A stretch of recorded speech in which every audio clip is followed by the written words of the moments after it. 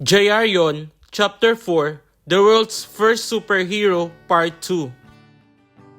Isang umaga, habang naglalakad sina Jane at Nicholson sa Makati, biglang niyanik ng malakas na lindol ang buong syudad. Nagkagulo ang mga tao, ang iba ay sumisigaw, ang ilan naman ay nagtatagbuhan sa kalye.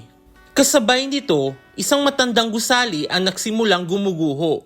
Jane, yung building. Imbes na mataranta si Jane sa sinabi ni Nicholson, may inilabas itong isang maskara mula sa kanyang bag. I know this will happen. Buti na lang dala ko to. Isuot mo, dali! Gaga ha? Ba't ka may dala nipo?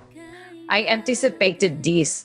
Feeling ko anytime may mangyayari. Kaya naghanda ako. Bilis, suot mo na. Wala nang nagawa si Nicholson kundi isuot ang maskara na dinala ni Jane. Ngayon, hindi nakita ang kanyang muka at umaasa siyang walang makakakilala sa kanya. Habang patuloy ang pagguho ng gusali, walang pag-aalinlangan niyang ginamit ang kanyang telekinesis upang pigilan ang pagbagsak ng ilang debris. Sa pamamagitan din ng telekinesis, pinalipat niya ang mga tao galing sa loob ng gusali upang iligtas sila at binaba sila ni Nicholson sa ligtas na lugar. Hala, ba't na yung lumilipad? Luke, someone is saving us. That guy, he's having superpower. Kasabay nito, lumipat siya sa ere upang sagipin ang mga taong nasa mataas na bahagi ng gumuguhong gusali. Whoa! He's flying! Sino ba siya? Lahat ng tao ay napatingin sa kanya. Nagtataka kung sino ang misteryosong lalaki na lumilipat at nagliligtas ng mga tao. Matapos ang ilang minuto, tumigil na ang lindol at ligtas na ang lahat ng tao. Halos hindi makapaniwala ang mga nakakita.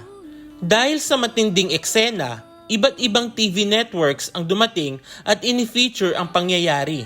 Kumalat sa buong mundo ang balita. A superhero? A mysterious man saving people from a collapsing building. Who is he? Sa isang rooftop ng isang gusali malayo sa lugar kung saan nangyari ang pagsasagip, huminga ng malalim si Nicholson pagkatapos tinanggal ang kanyang maskara. Agad niyang kinuha ang kanyang cellphone at tinawagan si Jane. Oh my God, Jane. Anong ginawa ko? Bes, relax. You just saved them. Ang galing mo.